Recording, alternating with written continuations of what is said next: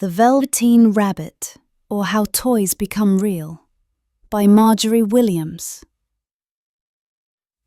Here was once a Velveteen Rabbit, and in the beginning he was really splendid. He was fat and bunchy, as a rabbit should be. His coat was spotted brown and white.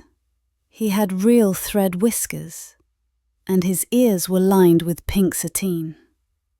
On Christmas morning, when he sat wedged in the top of the boy's stocking, with a sprig of holly between his paws, the effect was charming. There were other things in the stocking, nuts and oranges, and a toy engine, and chocolate almonds, and a clockwork mouse, but the rabbit was quite the best of all. For at least 2 hours the boy loved him, and then aunts and uncles came to dinner, and there was a great rustling of tissue paper and unwrapping of parcels, and in the excitement of looking at all the new presents, the Velveteen Rabbit was forgotten. For a long time he lived in the toy cupboard or on the nursery floor, and no one thought very much about him. He was naturally shy, and being only made of velveteen, some of the more expensive toys quite snubbed him. The mechanical toys were very superior and looked down upon everyone else.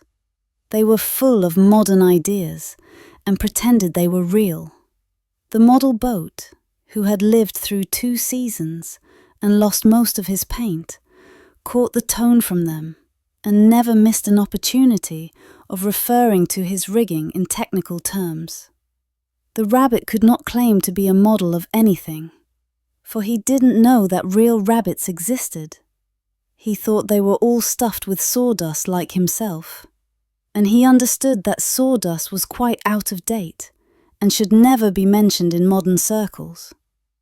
Even Timothy, the jointed wooden lion, who was made by the disabled soldiers and should have had broader views, put on airs and pretended he was connected with government. Between them all, the poor little rabbit was made to feel himself very insignificant and commonplace, and the only person who was kind to him at all was the skin horse. The skin horse had lived longer in the nursery than any of the others.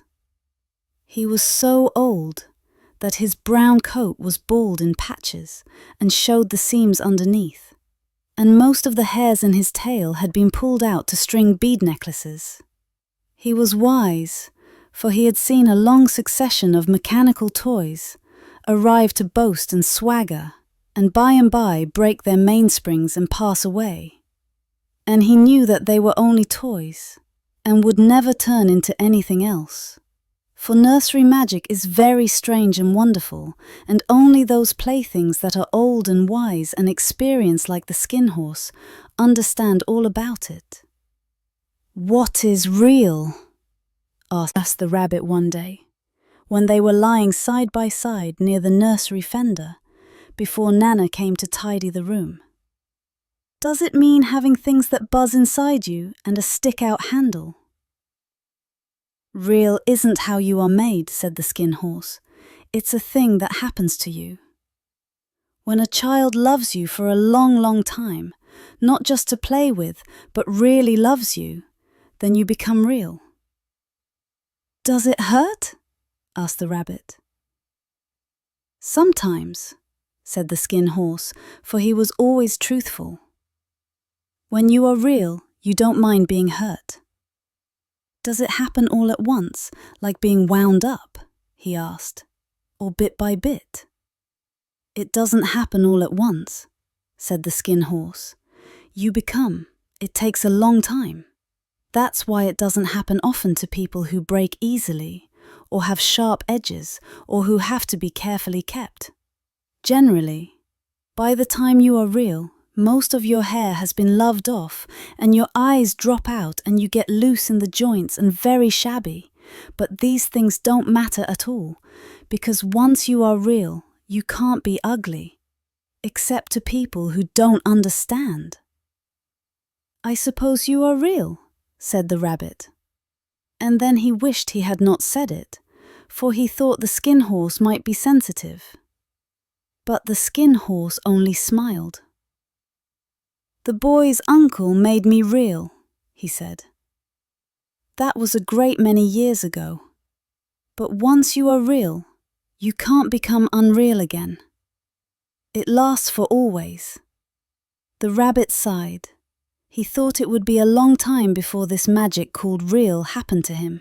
He longed to become real, to know what it felt like, and yet the idea of growing shabby and losing his eyes and whiskers was rather sad.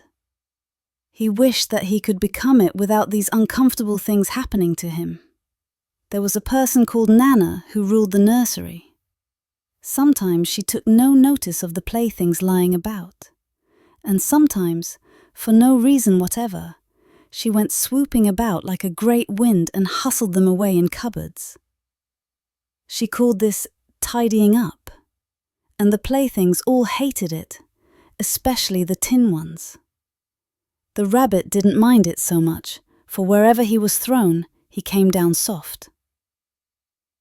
One evening, when the boy was going to bed, he couldn't find the china dog that always slept with him. Nana was in a hurry, and it was too much trouble to hunt for china dogs at bedtime, so she simply looked about her, and seeing that the toy cupboard door stood open, she made a swoop. "Here," she said, "take your old bunny. He'll do to sleep with you." And she dragged the rabbit out by one ear and put him into the boy's arms. That night, and for many nights after, the Velveteen Rabbit slept in the boy's bed.